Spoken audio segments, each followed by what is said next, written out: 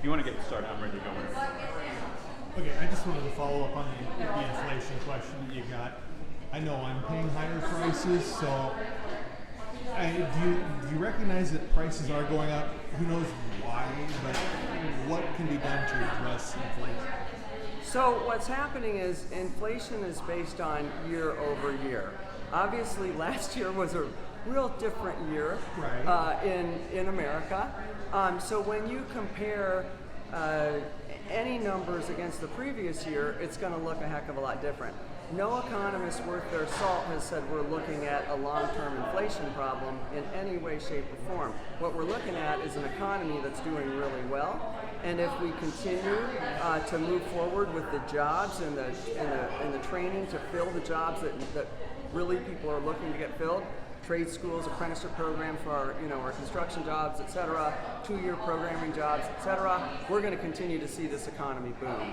So if you're going to ask me to say, yeah, you know what, year after year on how they judge that, obviously it's going to be a change because of the fact that we were in COVID last year.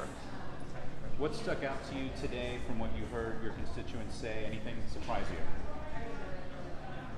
We are still battling lack of health care opportunities for way too many Iowa families, and unfortunately it's impacting our children. And it's a sad thing to hear that we have a 5-year-old who can't get what he needs because Medicaid's been privatized here. I mean, do we really care more as a state about privatizing and giving a company some business than we do about our children waiting for years on end for the services that they need? That's terrible. I'm trying to do what I can at a federal level, but obviously there's different things that can be done at state and federal levels. So hearing about these healthcare concerns is really, it's a really sad state to be in as we continue at a federal level to expand the ACA, to expand support for people with multiple health issues, et cetera, lower the cost of prescription drugs, and yet we're still back at the same place with so many of the healthcare issues we face. So that's definitely one of the issues that I think we need to focus on. And then child care. I had so many of our constituents come up at the end in particular and talk about child care. One woman talked about child care for her son who's autistic. It's really hard to find child care for kids with disabilities. I talked to another woman who said the same thing. She can't get the child care that she needs. So I can't tell you how important child care is for this state. It is truly strapping families from having the economic success that they could. We're literally leaving money on the table for our communities and for our state when we lack child care. And I hear that everywhere. Des Moines has been really struggling with water quality issues lately, and I'm sure this is true in many places in Iowa. What's the latest you're working on in terms of water quality, and what's your stance on the Waters of the United States changes there?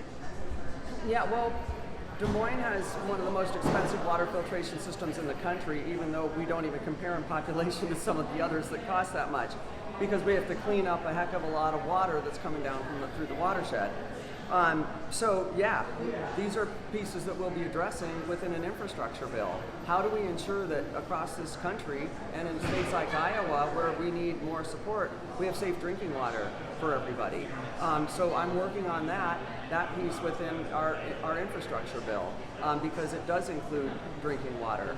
And so that's one thing. On the WOTUS thing, listen, I'm not sure, what's out there right now, what people are floating around. I'll wait to see what comes to the table, but here's what I can tell you, that we need to have stakeholders who are impacted by any of these rules at the table. And that was something that was missing last time.